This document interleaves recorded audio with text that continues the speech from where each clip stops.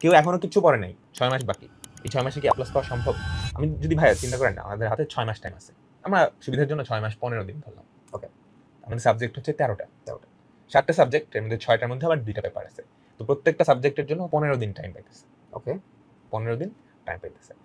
তার মানে for example আমি ম্যাথসের জন্য চিন্তা করি, হায়ার ম্যাথ ফার্স্ট পেপার 10টা চ্যাপ্টার আছে। 10টা চ্যাপ্টার আছে, 15 দিন টাইম। তাহলে একটা চ্যাপ্টারের জন্য কয়দিন টাইম পাচ্ছে? 1 থেকে 1.5 দিন। একদিনে হায়ার ম্যাথসের একটা চ্যাপ্টার শেষ করা ও যদি চায় সম্ভব। এখন সম্ভব। কিছু কিছু চ্যাপ্টার বড় আছে, ওগুলা হয়তো 1.5 দিন লাগবে, আর কিছু ছোট চ্যাপ্টার ওখান থেকে টাইম নিয়ে নিবে। তো ইজিলি পসিবল। এটা তো হায়ার ম্যাথসের ক্ষেত্রে বললাম, ফিজিক্স, কেমিস্ট্রি, বায়োলজি সবগুলার ক্ষেত্রেই। এবং এখন কি আসলে সব পড়া দরকার আছে?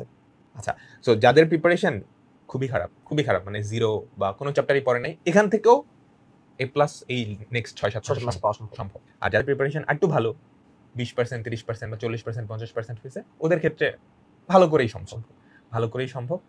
সো মাইন্ডসেটটা রাখা লাগবে আর কি। ও একটু টাইমটা ডিস্ট্রিবিউট করুক, 6 মাস টাইম আছে, ওর কয়টা চ্যাপ্টার বাকি, ওগুলা কতদিনের মধ্যে শেষ করা লাগবে, ও একটা রুটিন নিজের মতো করেই বানাক।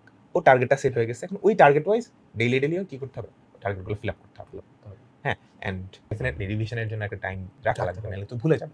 যেহেতু ফুল সিলেবাস, অনেক দিন পরে ফুল সিলেবাস ব্যাক করতেছে, সো পিছনের জিনিসপত্র তো পড়া লাগবে। তো ডেফিনেটলি এটা টাফ। কেউ এখনো কিছু পড়ে নাই, 6 মাস বাকি। এই 6 মাসে কি A+ পাওয়া সম্ভব? সম্ভব। অনেক কষ্ট করতে হবে। কিন্তু কষ্ট করতে হবে।